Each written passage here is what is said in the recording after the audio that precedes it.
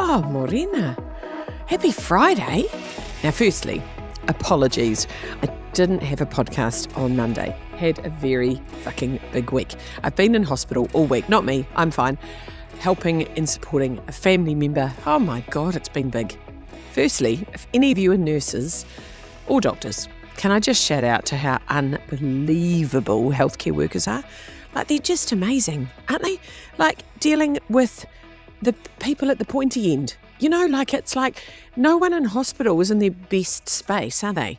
So they're just dealing with fucking grumpy people. They're dealing with unhappy people. They're dealing with people in pain. They're dealing with people who feel awful. Some of the behaviour I've witnessed, unbelievable.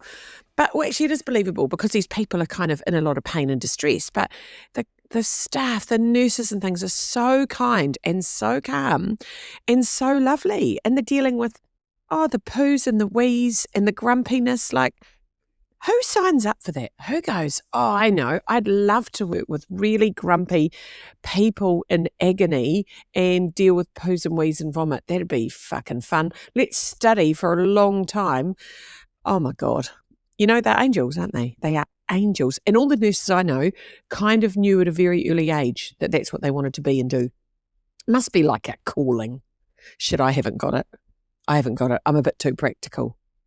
I'm like, right, come on, smile, get your beliefs sorted. Like, that doesn't actually help, apparently, when you're not well. I got told that a couple of times this week. So I reckon there's a lot in this. And there's a lot in it as a caregiver. And, you know, coordination. So I've been doing a lot of thinking because, you know, I like to think. I've been sitting in the hospital thinking, do you know, there's a lot of care required. Like, there's lots of thinking about nutrition and sleep and comfort. And this is for the person caring, i.e. me, and the person in hospital, because I need to sleep and make sure I eat and make sure I'm comfortable. Because, you know, hospitals aren't known for comfort, are they? The person who is in the hospital needs to make sure they're eating. And if they don't like the food, or they're not feeling like the food, or the food's not the sort of food they're used to, then that's a problem. And they can't sleep because generally hospitals have lights on 24 hours a day. They're fucking noisy. You might have someone next to you complaining in a bed. There's all kinds of stuff going on, right? So so here we go. I've got a list now. I've got a list of essential things for the hospital stay. So the eye mask, very good idea, right? Eye mask and earplugs, excellent. Tri-pillow. You cannot beat a good old tri-pillow. They were quite big in the 80s. You know, they're shaped like a triangle. And I've still got one. I don't know why. Every house had one, but they're quite hard to get now. Anyway, I'm glad I've got mine because I took it up to the Hossie. Makes a world of difference when you're sitting up in a bed to have a triangular pillow. Whoever designed the tri-pillow, also a genius, right? So there's so much in all of that care. And then there's all the coordination and communication. Like, there's a lot of comms because people go, oh, heard so-and-so's in hospital. And you're like, yes, yes. And then it's like, what do you tell them? When do you tell them? You've got to sort of respect the wishes of the person in hospital, you know, and their dignity and what they want people to know and what they don't want people to know. And there's so much information because you're dealing with administration, like filling in forms and asking questions and having all of your bits and all your numbers. Do you know, I've got elderly parents now and I've started a file, I highly recommend you do this, in my phone with all their details, date of birth, their medications, NHI numbers, data, all the stuff, because you get asked all that stuff all the time. I know when my kids were in hospital, when they were diabetic and when they were diagnosed, that was just constant. We were constantly being asked for NHI, and I cannot remember my own fucking phone number, so I'm not likely to remember one of 8 NHIs in my family, am I? No, don't even know my own. But anyway, you get asked a lot of questions and it's good to know these things. So I've got a notes file now on every person I love and care about and just things I need to know about them, which turns out to be quite useful. I'm big on that notes. I love that notes app on my phone. So that's a big deal. And then on top of the administration, you've got all the incoming sort of questions from people. And, you know, and some people aren't that bright, are they? No. So it's like, well, you know, you've got to manage the idiots because it's like people have weird requests about whether they visit or not visit, and you're sort of stuck in between as the manager of the unwell person, in between the people out in the world that want to visit and then the person's wishes in the hospital. Oh my God. So that's a lot. there's a lot in all of that communication and stuff. And then this clarification, trying to understand what the fuck's going on when you don't have a medical background. And that's kind of all about consulting with everybody, like finding out. I'm a good yabberer, as you know. So I've been interviewing these nurses, asking questions. Oh, Max is barking. The courier's here. Max, come here, darling.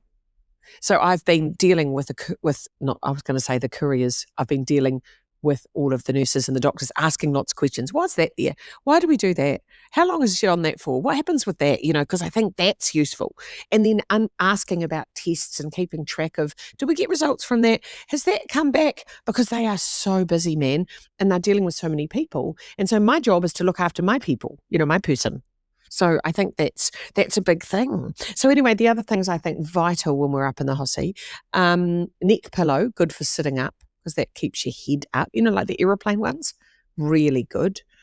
Not allowed flowers anymore in hospital, so that's a bit of a shame. So a balloon, little soft toy, that's always quite cute, isn't it? Lovely hand cream.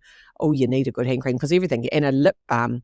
Oh, because you're as dry as a nun's nasty when you're up there. So anyway, I've been doing that. Lots of little snacks. Little nice snacks and aromatherapy. Always love an aromatherapy. So yeah, it's been a very hectic week. So I didn't do my podcast on Monday and I'm sorry. But I have a very good reason. So, I've got to get back to the hospital. Doesn't look like this is ending soon. So, look after yourself. If you are in a caregiver space, please look after yourself. I'm really good at looking after myself, which is why I'm a good caregiver, because I make sure I go to bed. I make sure I eat well. I am always planning and preparing for the next day, like what will we need to eat? What will I need to take? What will everyone need so that everyone is as safe and as well as possible? And there's so many people out there, looking after people, running around after people. It's fucking exhausting. So just let yourself off the hook. I've let myself off the hook. Like Monday podcast, fucking not happening. Sorry, people. Because bigger fish to fry, you've got to prioritise, don't you? But number one is you. Number one's you. So if you're looking after big people, small people, old people, young people, whatever you're looking after, look after yourself. That's my little message for Friday. My observation is that medical people are unbelievable.